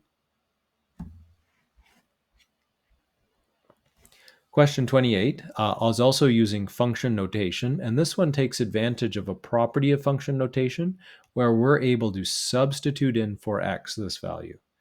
This does not mean take h and multiply it by minus 2. It's saying h is a function of x, and this is what h does. It takes x, multiplies it by 3, and then subtracts 7. That's the function machine that is h of x. So if we work from there, and we want to evaluate h at negative 2, that's a set of instructions saying, please substitute negative 2 in for x, wherever you see x. And then we evaluate this and get minus 13. And that's how we do that one. This one, of course, just follow BEDMAS, follow orders of operations. -6 minus 7 happens to be minus 13. That's the value of this function h of x when x is minus 2. So the y value is minus 13. Question 29. All right. So this equation relates positive numbers m, n, and p. So these are all positive numbers, but we actually don't care. Which equation correctly gives n in terms of m and p? Notice this is what they mean by n in terms of. Like we want an equation that's n equals blah, blah, blah. So just like with the reading questions, don't look too closely at these. Do the work yourself and then go find the answer that you come up with in the answers. So you may not need to copy out the question here, but I copy it for your benefit so I can talk a little more clearly. You might at least skip a line. So I want to isolate n here. Maybe you're thinking I could distribute that 5 in, but I would not do that. I would just divide it away. So let's go ahead and divide both sides by 5. That's going to help me isolate n the fastest. So I now have 7m over 5 equals, these canceled, n plus p. Oops, that was a b. Long night, I guess. P. Okay, and now the last thing I need to do to isolate n is just go ahead and subtract p from both sides. So I have 7m over 5 minus p. 7m over 5 minus p. B is the correct answer. Do it that way. Find it that way. It's the easiest way. Now, one thing that this is testing is how efficiently do you reorganize equations. That's a really key skill on the SAT. Maybe you did this a less efficient way, and I'll show you a less efficient way. It still gives you the correct answer if all your algebra is correct, but you will have to avoid mistakes very effectively. 7m is equal to 5n plus 5p. Okay, now we go ahead and subtract 5p from both sides to isolate n. Won't we get something different here? No, of course we won't. We have 7m minus 5p equals 5n. Now we have to isolate n by dividing both sides by 5, and we divide the whole side of the equation by 5. So this is 7 over 5m minus 5 over 5p. That is 5 over 5p. It's just been simplified. We didn't really get a wrong answer there by doing that incorrectly, but we very easily could have. 7m minus p, maybe? Yeah, maybe someone might go for that or something anyway, but it would be incorrect. Okay. So yeah, very much B. Question 30. All right. With question 30, there are two ways to do this. One is quadratic formula, which is your really tried, tested, and true way to get answers in a reasonable amount of time reliably. To get answers reliably from the quadratic formula, we really want to have some practice chugging this and use some strategies. So I'll show quadratic formula first and then factoring second. So the first thing that I do is I recognize that I have an ax squared plus bx plus c here is equal to 0. And when these are equal to 0, we can apply the quadratic formula. My first step will be to make a little cheat sheet with these numbers. And this is very valuable because we're often going to make mistakes when we substitute. So just make a little cheat sheet. It cuts down on your mistakes. Now that I've got that, I'm definitely going to copy out the quadratic formula first. Well, you could skip it if you're very confident, but I copy it down. X is equal to negative b plus or minus the square root of b squared minus 4ac over 2a. How do you memorize that? Well, I would write it down every time I practice, and I would also have a little song that I sing every time. Now we substitute in. X is equal to 37 plus or minus the square root of 37 squared. Hey, why wasn't it negative 37? Well, this one is negative b, so I have to flip that one's sign. And that one's b squared, which would remove the negative anyway. Minus 4 times a times c. all over 2 times a, which is 10. 2 times 5 is 10. Okay, at this point, I like to divide this up. So I would say x is equal to 37 over 10 plus or minus the square root of, do that on a calculator, my goodness. I mean, I can kind of do that in my head, but not faster than I can on a calculator.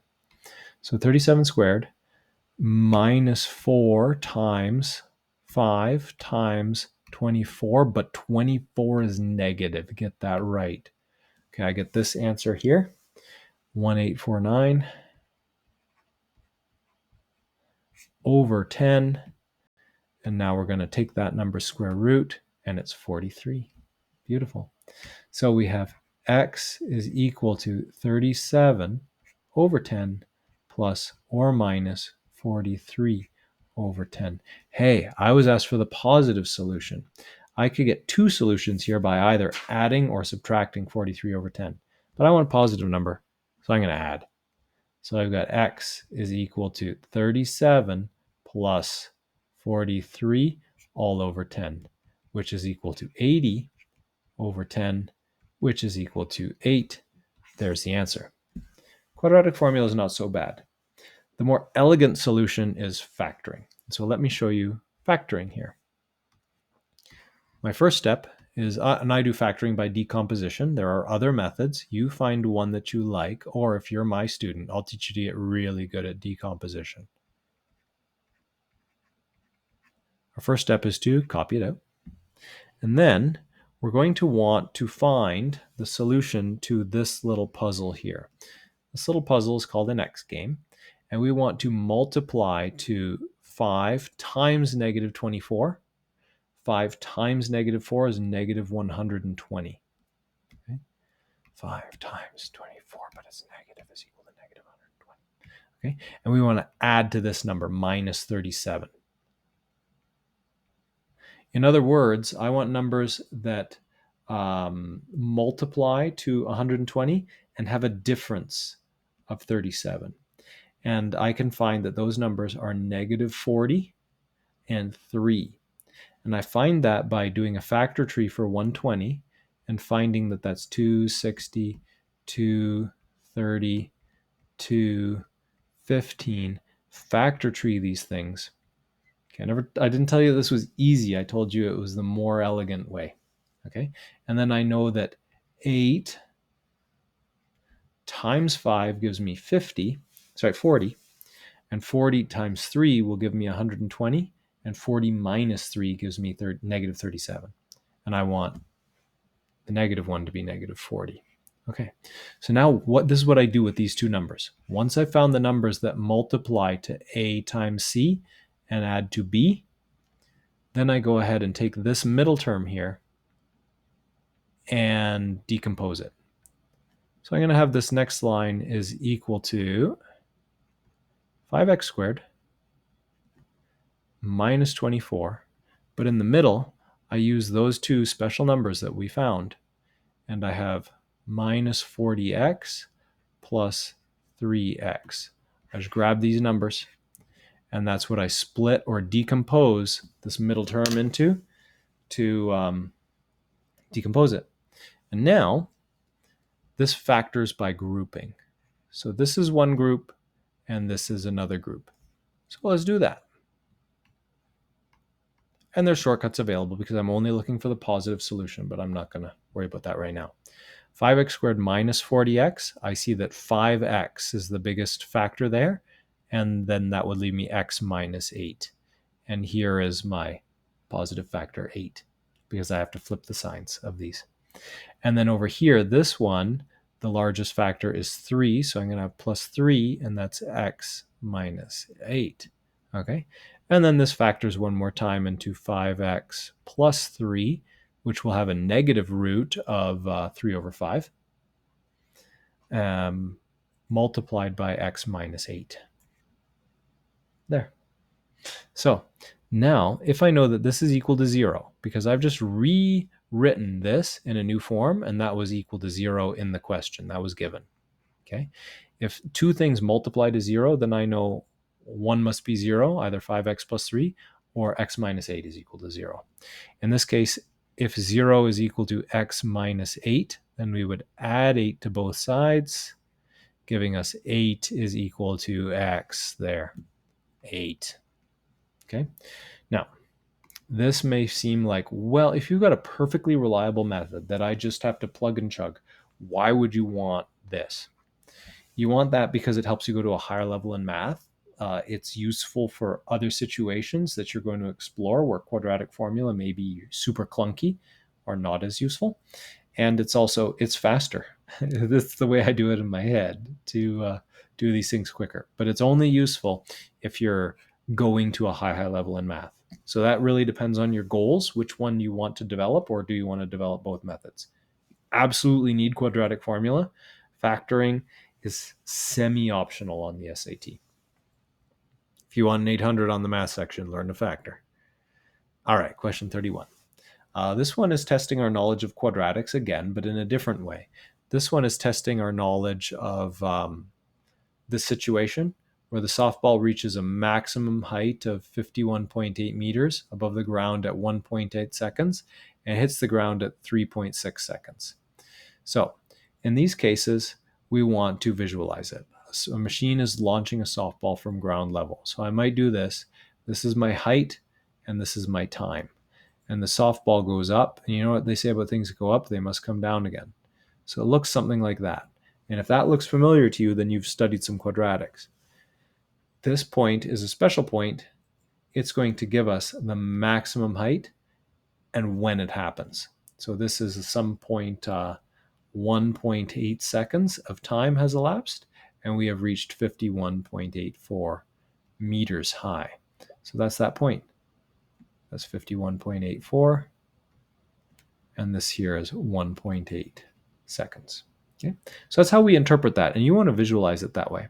And then this question is testing how well you know your vertex form of a parabola. And this one is putting all the numbers in the correct spot. So this one is correct. None of the rest are at all candidates. This one has the incorrect information there. This one has the correct value in there. These ones do not have the correct values along with t to shift the vertex over that way. These ones are all based on vertex form of the parabola, which looks like this. H would be equal to a, which is the stretch factor, t minus h. Ooh, this is very awkward. T minus, we will call this, we generally call this point hk for the vertex, but it's really awkward when I label those h and t. So we will call it a and b. No, we're not. Oh my goodness. We're going to have to call these points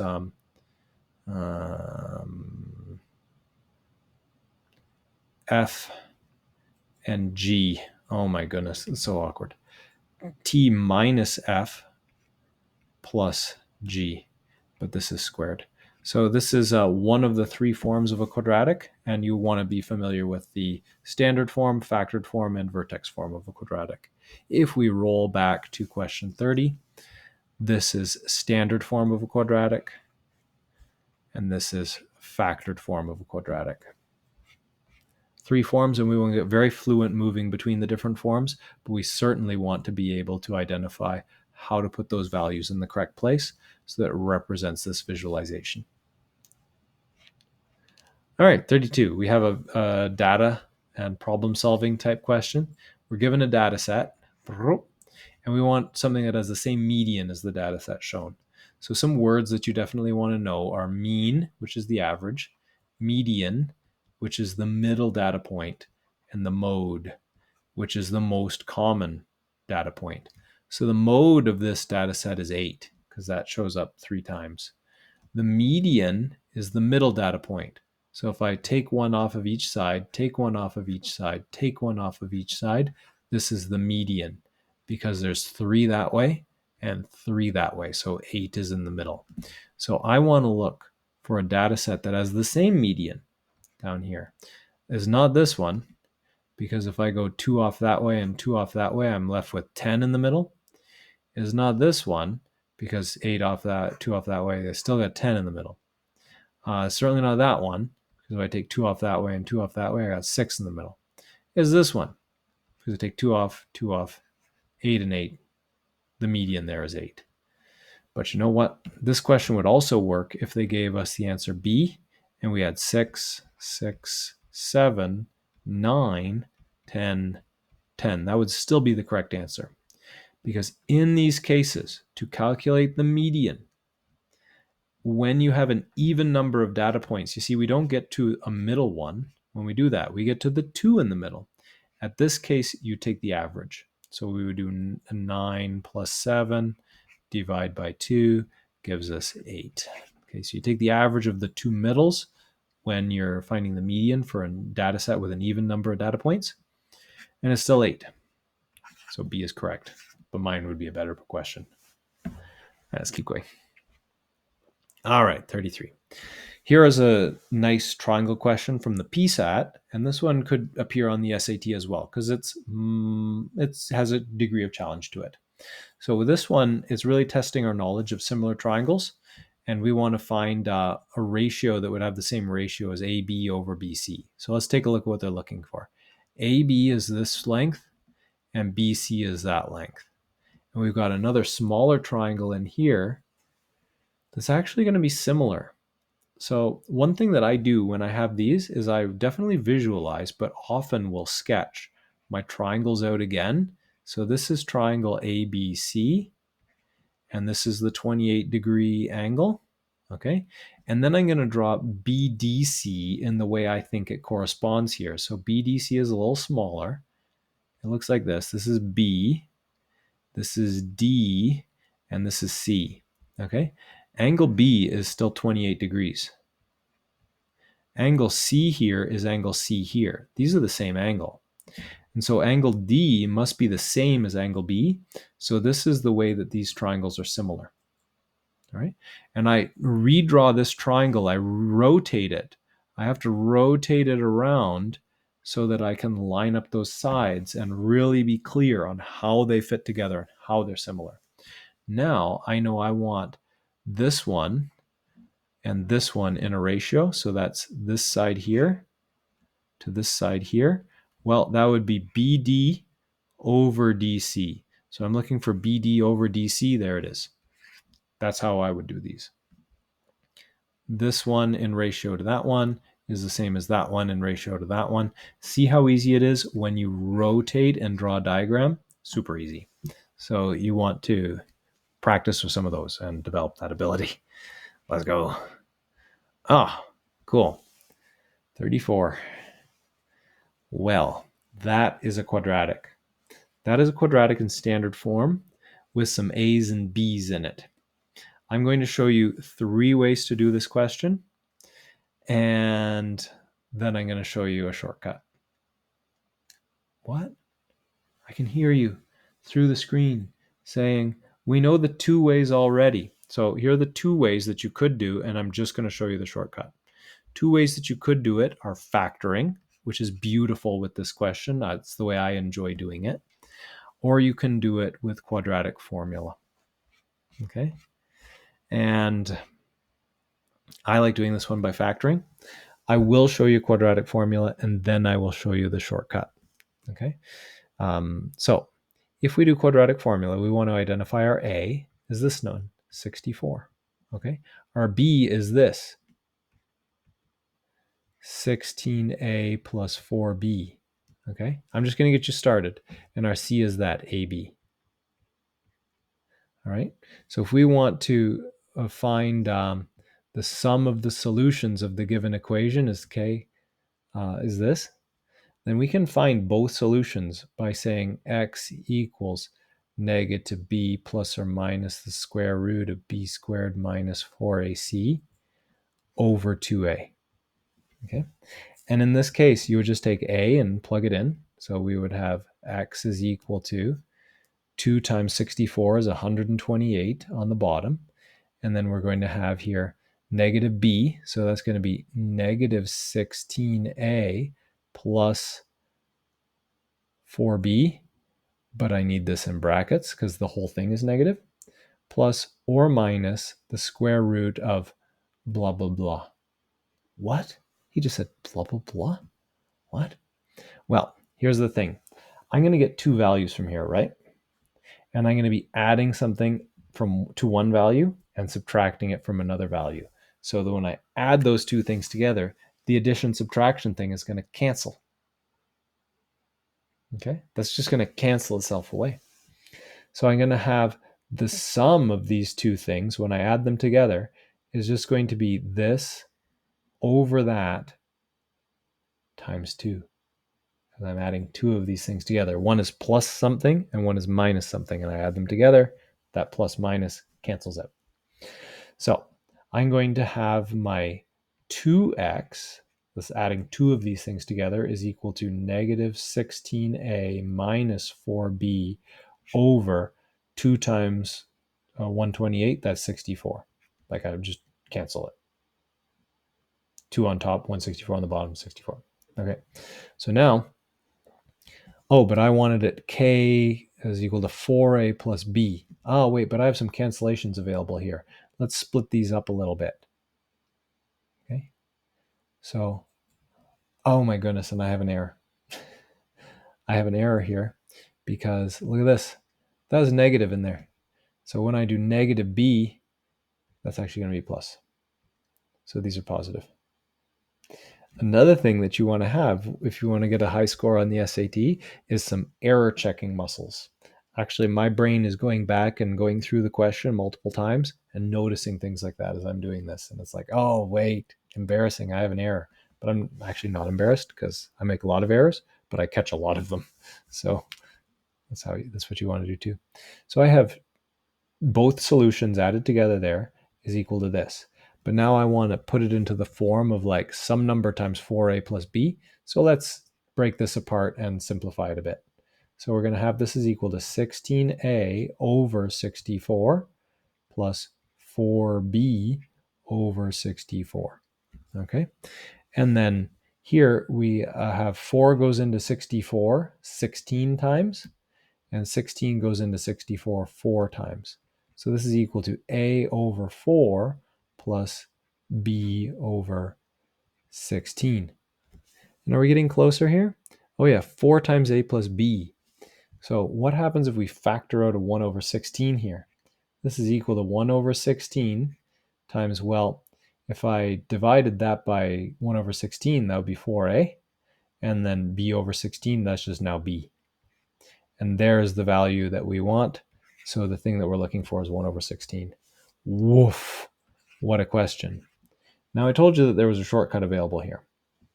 And the shortcut is if you're ever given a question about the sum of the solutions to a quadratic equation, this is a kind of College Board pet question, meaning that it doesn't show up a lot in math and we're not often asked to find the sum of solutions, but we're often asked for that on the SAT. So it can be useful to have this shortcut, but I don't love shortcuts, especially when my students struggle to understand them. So the sum of the solutions is always negative b over a.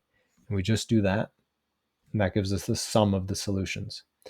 The reason is I'm not going to get into it right now, but if you're interested in knowing more about why that's true, I can prove it to you. In fact, the clue is here. And the clue is what I was mentioning about those two things canceling out when you add the two solutions together.